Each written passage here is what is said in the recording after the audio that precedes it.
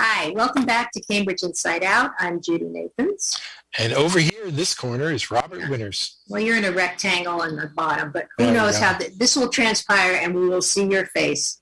All right. Filling the screen. Yeah, most likely. Okay, so we did the finance and we talked a bit about the finance, finance department, and the finance committee hearings, the budget hearings. So that's all chaired by Patty Nolan. We are on the verge of having a city clerk and a city auditor appointed. Yeah. And stay tuned for later this month in early June for interviews with the finalists. To hear who the finalists are for the city manager position. But it looks like we're well underway, and we're heading down the road. So it looks pretty good. So there were two city council meetings during our absence, right? Yeah, and there were a few things that are probably worth noting about it. One was they were short. I noticed that. Yeah, they were actually short, but I think when it's kind of traditional. Sure, at this time of the year with the finance committee. They got to be there bright and early for the budget hearings the following morning.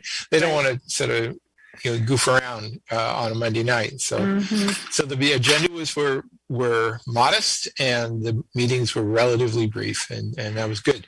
Oh, now one of the items that's sort of still being bounced around a little bit here is this issue about what's going to happen with the Alewife Quadrangle and or the Triangle. I know. I can't even understand the solicitor's response, and they're all. It's really confusing. It is actually pretty confusing, and and I think there's. It's confusing in a lot of ways. One of the things that I thought, but in addition to the issue of whether there should be a moratorium or not, there was a city council order last night having to do with what's the status on a terminal road connection. Yeah. Now, did you know what that was all about? Because I think I did. Vaguely. No, you do, obviously. Yeah. So what I'm going to. You have that little map. Yeah. Yeah, what I can do is actually speak to a couple of things about it here. So I'm going to do a little quick share screen here, and to speak to this, at least just briefly. So the order talked about what's going on here. Apparently, this Alewife. I don't like when they call it the Alewife Quad Working Group. This is not Princeton. It's always been called the Quadrangle. So come on, get with the program, folks. Look at the map. What does it say right in the middle of the map? Quadrangle. All right. Go ahead. All right, and that terminology goes back to the fish book from 1979, which I have here as well. And now, one of the things that I was a little confused about is that they talked about this terminal road connection. Now, I believe that what they're really talking about, there's this kind of this weird snaky road where you can go under the parkway from Fresh Pond Shopping Center, and then you kind of zigzag around in this horrendous hairpin turn. On this road that got built some years ago. I remember when it was first built. It was actually great that they put it in there because it was a better way to get past the parkway. But they want to make this little connection here where I have a little arrow, if you can see that. Yeah. Just to connect over to Wheeler Street. But, if they just say the terminal road connection, there's a part of me, for people who've been around a while and remember the fish book, I thought, the original Alewife plan called for having a connection, that actually paralleled the railroad tracks, and following at least this section, the very piece that is Terminal Road. The eventual Terminal Road made a sharp turn and headed up back here toward the Parkway. But there was an earlier plan, that was actually much more elaborate, actually. In fact, I don't know, is that on screen here? Yes, I see something. That's the 79 Alewife plan? Yeah, from the Alewife plan, so, in addition to improving the overpass over the railroad tracks, there was envisioned, a connecting road that connected New Street, over here and connected in here. Like what happened to that? It just never happened, right? So what they did is they did like a shortcut where they kind of came around a bit here, got where the electrical works are. Yeah. And from, I guess back then it would have been Cambridge Electric Light Company. And then they kind of banged a sharp turn, came back up here. And then, so it's not like it's not exactly what I think of as a sort of a really deep intrusion into the whole quadrangle area. Right. And by the way, for those who don't know, the area north of the tracks is triangular shaped, hence the triangle. Triangle. And this was much more of a quadrilateral, rectangular. hence it was named Quadrangle. Yeah. Originally, there was supposed to be a boulevard. It was going to be called Alewife Boulevard. It was really the old Ringe Avenue extension, which was later renamed Cambridge Park Drive, was supposed to go up and over the tracks on a bridge. And this was not just for bikes. This was a real bridge. Right. And then came down here, right over toward where Black's Nook is, over at, I forget if that's Smith Place. Sure. Yeah. That was the original, at least one portion of the original. All right. On this map, is the Cambridge Highlands all the way over here? Cambridge Highlands is the area, this neighborhood that's on the west. They seem to have a lot to say about what's going on. Only because to me, it almost seems so separate, though. The properties that sort of right now have been bought up for a life sciences campus is actually up right, up close to where they are. So that's, I think, the reason why they're a little bit concerned about it. Yeah. So, but there's all that other, I don't know. The influences. Right. But let me ask you, so the same person from Longfellow Properties keeps testifying and sending Matthew Lerner about not including the triangle in this moratorium. And Carlone is really the only one to come right out and say, I don't think it's I don't know what I agree. I don't get that. I just don't. Why? There's overreach. Dennis Carlone is exactly right. Yeah. There's no benefit added in imposing a moratorium to sort of monkey wrench things that are currently in planning or actually in the process of permitting in the triangle area. That's largely built up. In fact, it was actually the rapid development of housing in the Alewife Triangle that actually arguably was one of the biggest incentives for the whole Envision process to get underway. Yeah. People, it was part of the Concord Alewife plan. It was that they really wanted to encourage that. And then it happened so fast that it kind of took people a little bit by surprise. Yeah, it happened too fast, right? Yeah. But then that was where's our master plan? Where's all this and that? So that's the reason why that was one of the main reasons why the Envision process came into existence.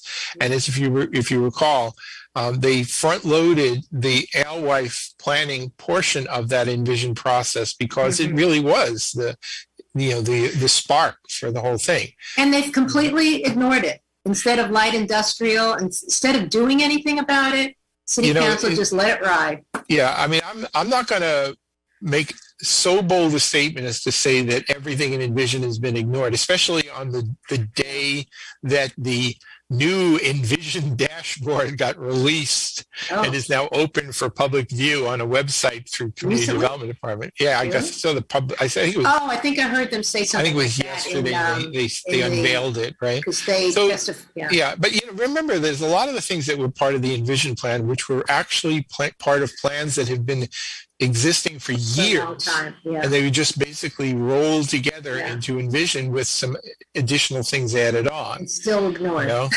Right, and then but not acted on. Some of the most significant things I think in Envision were pretty much thrown by the wayside because the politics changed. Yeah. Not to go on this too much, but there was supposed to be a more general view of housing.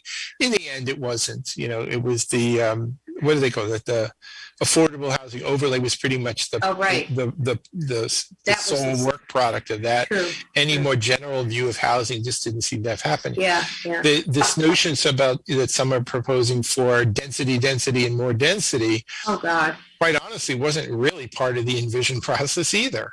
No. That's something that grew later. Does everybody have to live here just because people want to? I mean.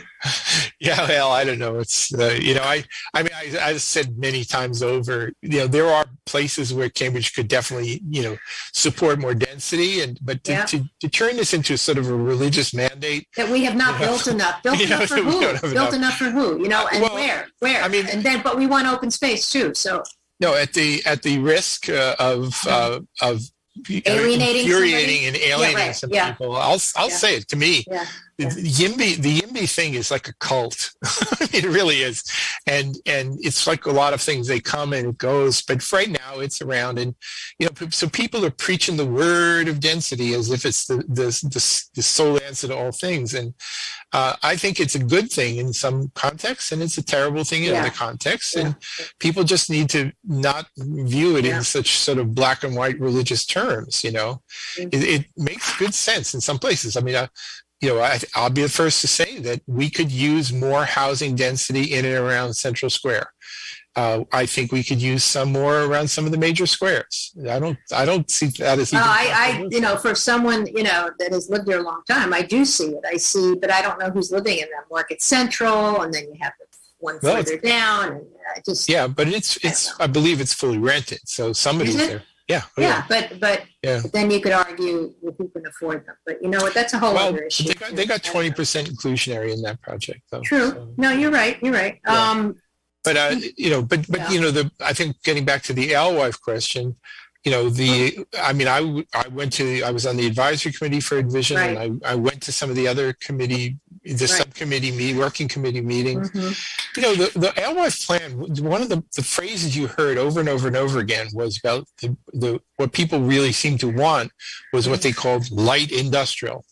And what that meant was, job producing manufacturing, activities, making things. The kinds of jobs that would actually be accessible to Cambridge residents who could use a leg up and, working for some companies, doing this stuff. So okay, wait a minute. Can you stop a minute? Because that's exactly, now I remember about the school committee. There was a lot of talk about vocational education and why is that not being like green jobs and all that. So that kind of ties in with that in a way. Create the jobs that people really could get trained for. Yeah. If the school committee has risen to the challenge to actually come back full circle to fully appreciate the value of not just green jobs, but the all of it. Welders, electricians, plumbers, they make really good money. Yeah. This whole thing about college. No. You can have both. You could have maybe a community. Right. It's crazy. I think that there's a lot of people born and raised here, who I really want to see them be successful. And and just saying, become a mathematician or a nuclear physicist, that's really not an answer for a lot of people. But getting a job working in some of the trades, so important. Everybody needs something fixed. A lot of buildings in this city, and if you get more density, you'll have even more buildings. So there's a lot of. And it is true. Even in the green, solar and each HVAC, all that stuff is fiber. Cable. Everything. And so they really need to stress that more. And anyway. But so that So, but that doesn't look like that's going to happen. I don't know. I mean, do you remember there was a time, it's probably pushing 20 years ago now, when they all but wiped out Ridge Tech, and they were outsourcing everybody. You can go to Minuteman, right? Out in like Acton or no, Lincoln, I know people. And my daughter's in her 30s now, but she had classmates going out there. Yeah, and it was sort of like, let's just abandon our doing this stuff actually in-house locally. But I think they've come.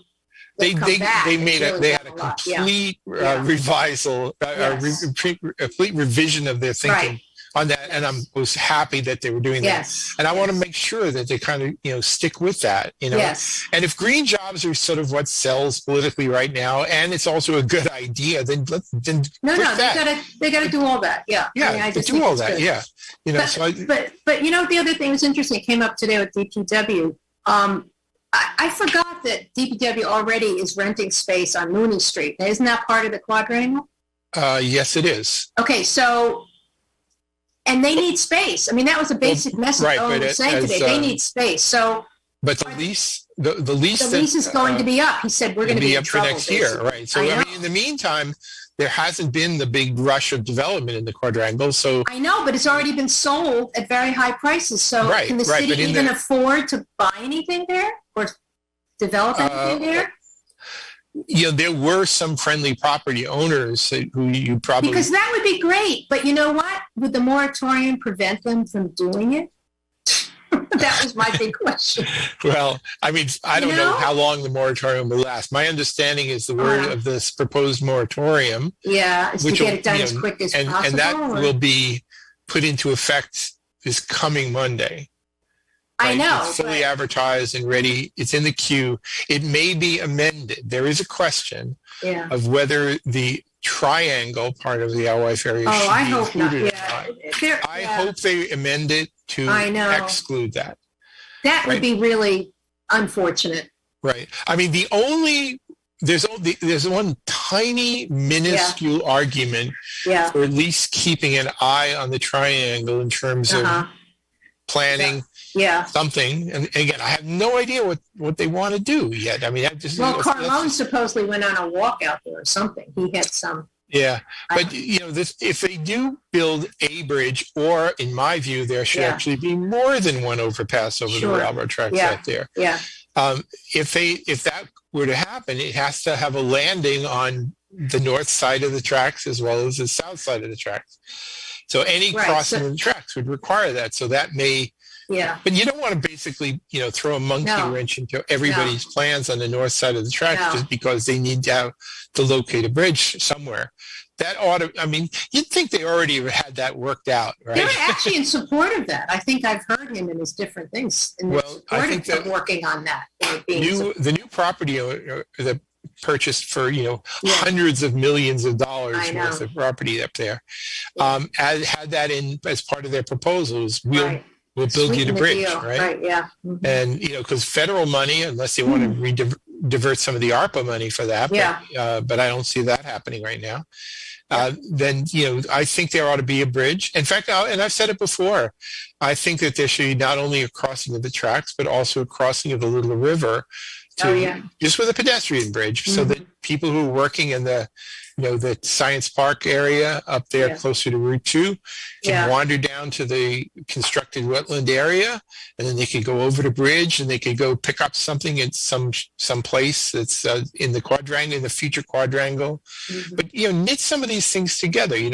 I don't like the fact that there's this isolation. There's this little strip where the bowling alley and Faces used to be, that's now Science Park, that's isolated from every place else. I think the plan for this Matthew Lerner was told that they are already working on making more space. So I don't know. I didn't follow it all, but I think they have ideas on doing stuff already to create more open space and link some of that stuff. I thought. But I don't know. I mean, there is some sort of natural places to do that. The original Alewife plan called for having some lagoons and things, and I've seen various plans for features like that. But I just, I think you have to have some kind of attractive features, like the Volpe site is going to have some sort of outdoor central features that people will gather around. You need those sorts of things, and you need interconnections. Otherwise, what are you going to have? We're going to have the Science Park cul-de-sac, the Alewife cul-de-sac, and the Quadrangle cul-de-sac.